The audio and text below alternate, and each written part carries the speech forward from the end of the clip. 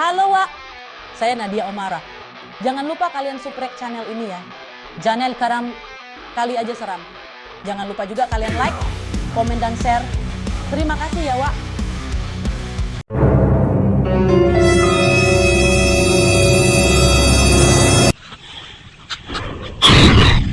Kali Aja Seram.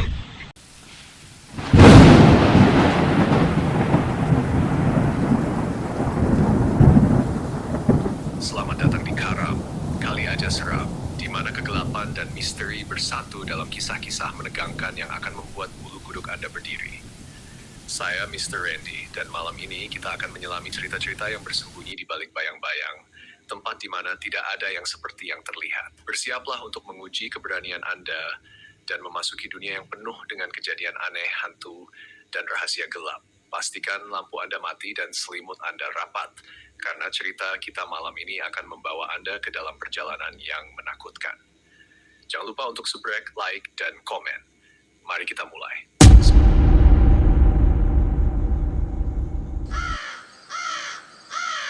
Cerita pertama.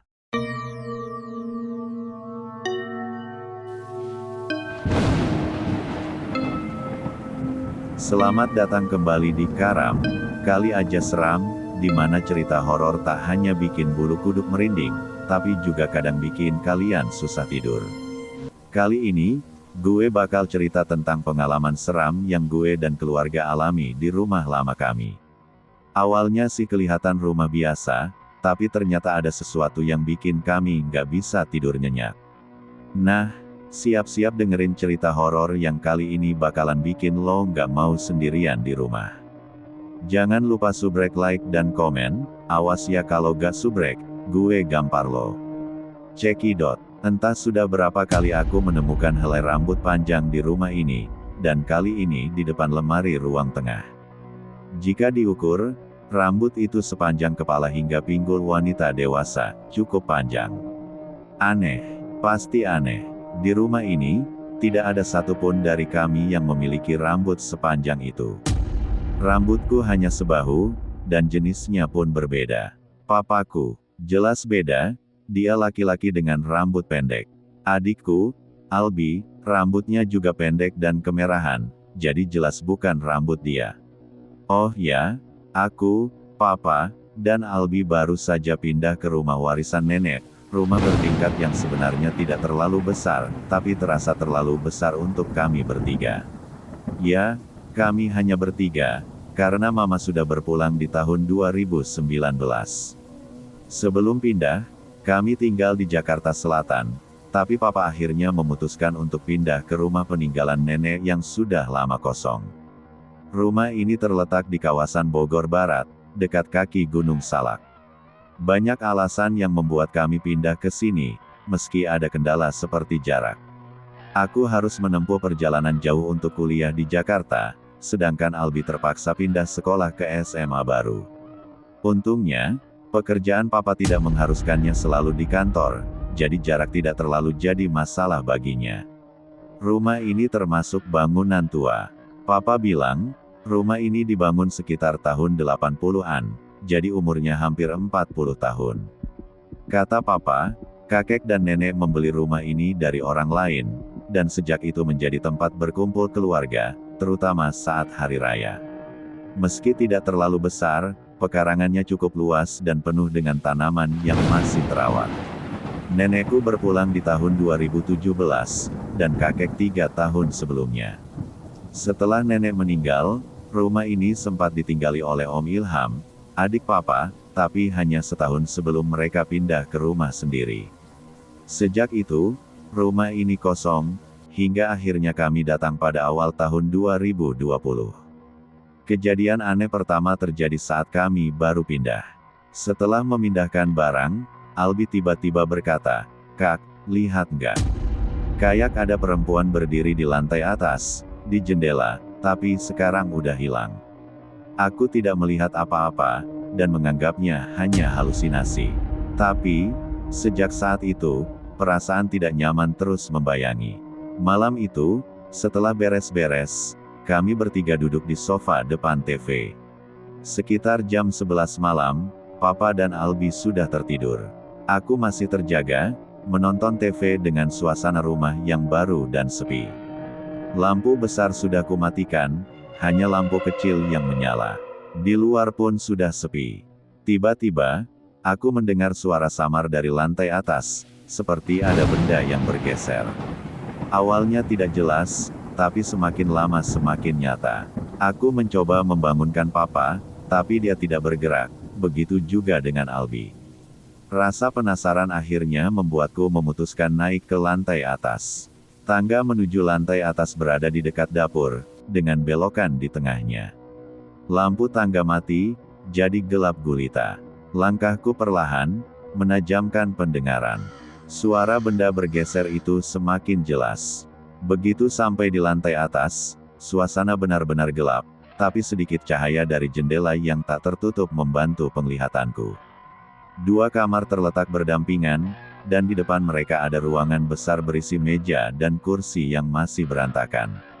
Suara benda bergeser itu hilang sesaat, tapi tiba-tiba muncul lagi. Kali ini, aku melihatnya dengan jelas, kursi kayu di pojokan bergerak sendiri, bergeser sekitar 1 meter. Mengerikan, tapi anehnya aku tidak merasa takut. Hanya penasaran. Aku melangkah mendekat. Kursi itu kemudian bergerak lagi, kembali ke tempat asalnya. Langkahku terhenti, dan sekali lagi suara muncul, tapi kali ini bukan dari kursi. Ada suara perempuan bersenandung di lantai ini.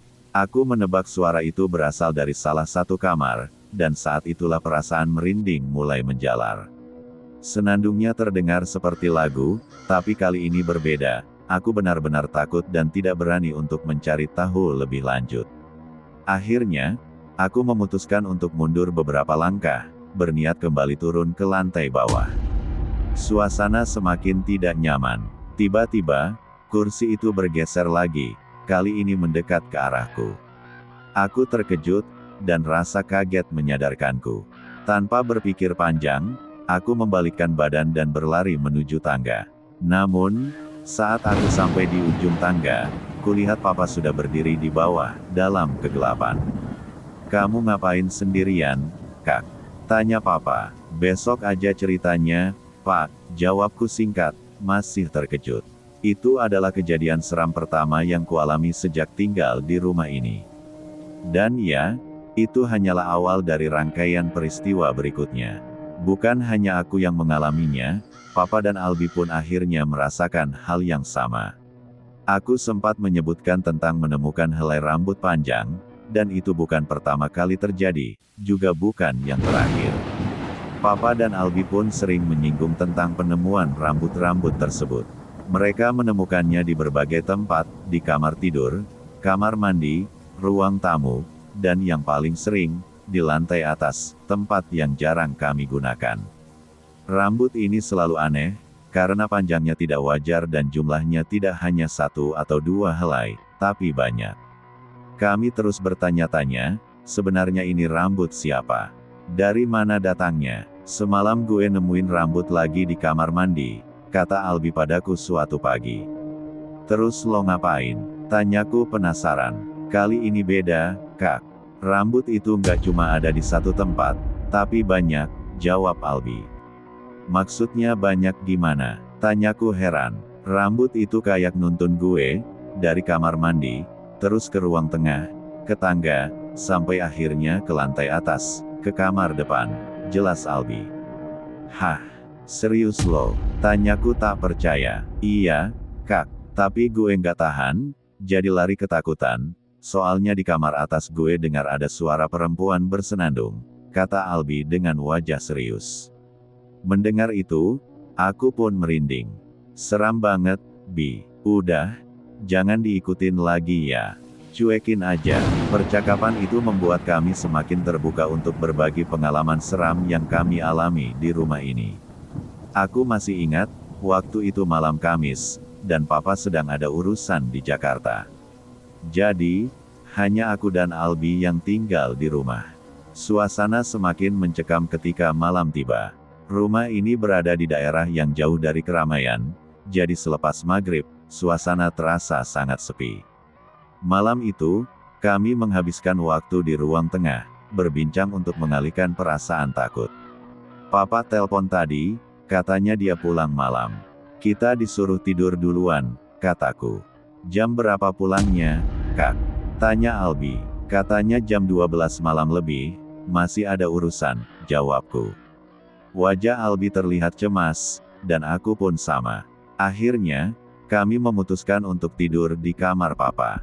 Sekitar jam 10 malam, kami masuk ke kamar Papa yang cukup besar. Kami menutup pintu dan menguncinya. Namun, entah mengapa, menjelang tengah malam, aku masih belum bisa tertidur, sementara Albi sudah nyenyak. Saat kantuk mulai datang, tiba-tiba aku merasa tanganku dicengkeram kuat. Aku terbangun dan kaget melihat Albi yang sedang memegang tanganku erat-erat. Wajahnya terlihat sangat ketakutan. Bi, kenapa? Tanyaku pelan. Albi memberi isyarat agar aku diam, lalu menunjuk ke arah luar kamar, ke ruang tengah. Aku mengikuti arah pandangannya dan melihat pintu kamar yang ternyata terbuka sedikit, padahal aku yakin kami sudah menutup dan menguncinya. Aku semakin merinding, suasana semakin hening. Lalu, tiba-tiba terdengar lagi suara perempuan bersenandung, pelan tapi semakin jelas. Suara itu semakin mendekat. Kami berdua berpegangan erat, benar-benar ketakutan. Perlahan, lampu ruang tengah tiba-tiba padam. Kami hanya bisa melihat samar-samar dari sisa cahaya luar. Suara senandung perempuan itu semakin mendekat, dan akhirnya kami melihat sosok perempuan berjalan pelan dari arah tangga. Dia berpakaian gelap, dengan rambut panjang yang terurai hingga hampir menyentuh lantai. Wajahnya tak terlihat, tertutup rambut yang kusut. Perempuan itu terus berjalan sambil bersenandung dan sesekali tertawa kecil. Aku dan Albi tak bisa lagi menahan rasa takut. Kami menarik selimut, menutupi wajah kami, berharap agar semua ini segera berakhir.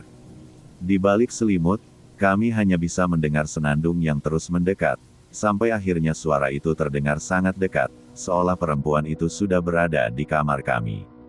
Namun, tiba-tiba kami mendengar suara mesin kendaraan di halaman depan. Papa sudah pulang. Bersamaan dengan itu, suara senandung dan tawa kecil itu hilang seketika.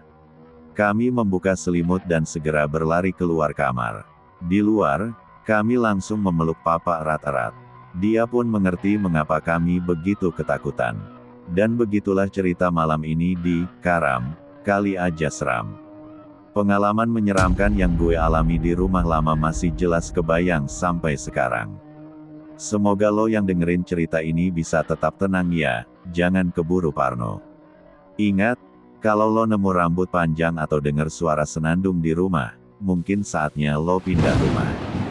Hahaha, terima kasih udah dengerin cerita kali ini. Tetap jaga kesehatan, jangan lupa kunci pintu sebelum tidur, dan sampai jumpa di episode seram berikutnya. Sampai jumpa. Cerita kedua.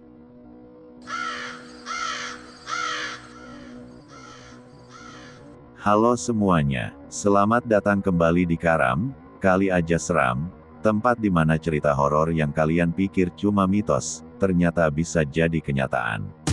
Kali ini, gue punya cerita yang bikin bulu kuduk kalian merinding. Apa jadinya kalau barang yang kita pakai sehari-hari, ternyata menyimpan rahasia kelam? Sebuah handphone baru yang seharusnya jadi alat komunikasi, malah jadi pintu masuk bagi teror dari dunia lain. Siap-siap dengerin kisah menyeramkan tentang Sika dan handphone barunya yang penuh misteri.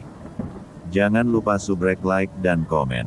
Markilai, mari kita mulai. HP bekas orang meninggal. Pada tahun 2020, di tengah kecemasan pandemi, Sika, seorang siswi SMP di Cilacap, menghadapi masalah yang tak terduga. Dengan pembelajaran daring yang diberlakukan pemerintah, orang tua Sika berusaha keras membelikannya handphone bekas agar dia bisa mengikuti kelas online. Setelah mencari di beberapa toko, mereka menemukan handphone yang tampak baik meskipun tidak dilengkapi aksesori dan terdapat noda merah kecoklatan di bagian belakang. Awalnya, Sika merasa senang bisa memiliki handphone baru. Namun, keanehan mulai terjadi. Noda merah yang sudah dibersihkan muncul kembali, dan foto-foto selfie yang dia ambil di kamarnya menghilang dari galeri. Ketika dia merestart handphone, foto-foto tersebut kembali, tetapi ada yang janggal, beberapa foto menampilkan seorang pria muda berlumuran darah, menatap langsung ke arah Shika dengan mata melotot. Ketakutan menyergap Shika, membuatnya berteriak dan melempar handphone ke lantai. Ibunya segera datang menenangkannya, mencoba meyakinkan bahwa semuanya baik-baik saja. Namun, malam itu, mimpi buruk datang. Shika dihantui oleh sosok pocong dengan wajah yang sama seperti pria di foto-fotonya. Pocong itu terus mendekat, mengawasinya dari sudut kamar. Terbangun dengan ketakutan, Shika memberitahu orang tuanya, tetapi setelah memeriksa kamar, mereka tidak menemukan apapun. Meskipun begitu, ketakutan Shika semakin menjadi. Handphone yang seharusnya membantu pembelajaran daring kini menjadi sumber mimpi buruk. Ia enggan menyentuh handphone itu, bahkan setelah didorong oleh orang tuanya untuk kembali mengikuti kelas online. Sosok pria di foto itu tampaknya bukan sekadar bayangan. Ia adalah arwah gentayangan, korban pembunuhan yang terjebak di dalam handphone bekas itu, mencari seseorang untuk menyampaikan kisah tragisnya. Namun, setiap kali Shika berusaha berkomunikasi, pria itu justru semakin mendekat, membawa ancaman yang lebih nyata. Mampukah Shika menemukan cara untuk menghentikan teror ini sebelum nyawanya menjadi korban berikutnya? Kelanjutan cerita, setelah foto-foto menyeramkan di galeri Shika tiba-tiba lenyap, rasa lega sedikit muncul di hatinya. Ia mencoba menenangkan diri dan fokus mengikuti pelajaran online. Saat layar menampilkan wajah teman-teman sekelasnya, mereka saling menyapa dengan penuh semangat. Namun, tiba-tiba Ibu Erna, guru mereka, tampak gelisah. Matanya menatap layar dengan ketakutan yang jelas terlihat. Ia membaca istighfar dan memegangi dadanya seolah melihat sesuatu yang mengerikan. Kelas online seketika berubah menjadi tegang. Ibu Erna meninggalkan kelas tanpa penjelasan, hanya memberikan tugas sebagai pengganti pelajaran. Pada jam pelajaran berikutnya, Pak Sobirin, guru matematika, mulai mengajar, namun gangguan aneh kembali terjadi. Saat Shika bertanya soal aljabar, mikrofon handphonenya tiba-tiba menyala, dan suara tawa misterius terdengar jelas di seluruh kelas. Pak Sobirin marah, namun tidak ada yang mengaku. Kejadian semakin menyeramkan ketika suara misterius berkata, "Kembalikan handphone milikku." Suara itu membuat suasana semakin mencekam. Tak lama, Ibu Upi, guru selanjutnya, menegur Shika karena seragam yang ia pakai tampak kotor, meskipun sebelumnya bersih. Shika merasa bingung dan ketakutan, terutama setelah melihat kembali noda-noda merah di seragamnya yang mirip darah. Merasa tidak tahan lagi dengan semua gangguan yang dialaminya, Shika memberanikan diri berbicara kepada ibunya. Ia meminta agar handphone itu dikembalikan ke konter. Sang ibu setuju, tetapi penjaga konter mengatakan bahwa handphone bekas tidak bisa ditukar atau dikembalikan. Mereka harus menjualnya dengan harga murah, yang membuat ibunya kecewa.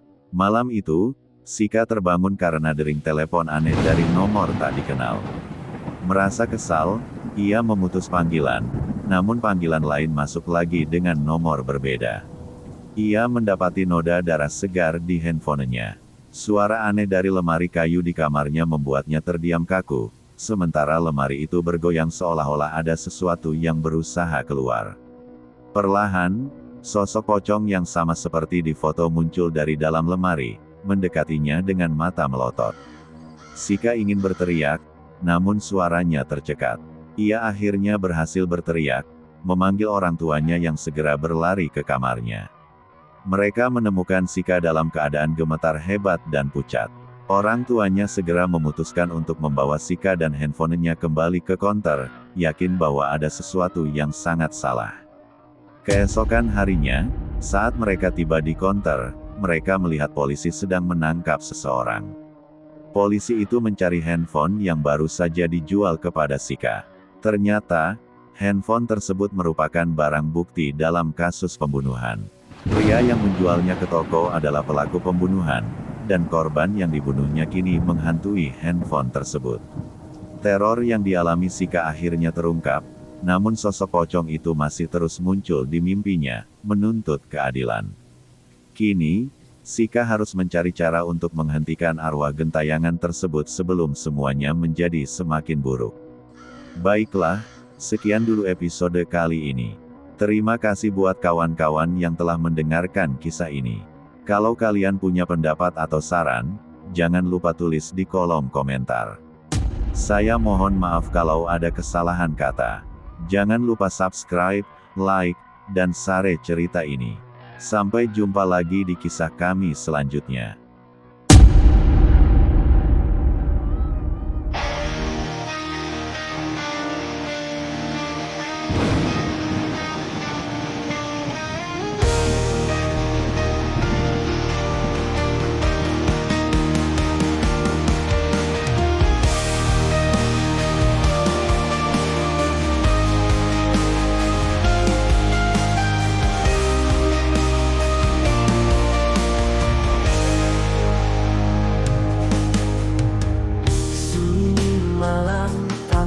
Suara angin dingin menyapa dari balik jendela kusam.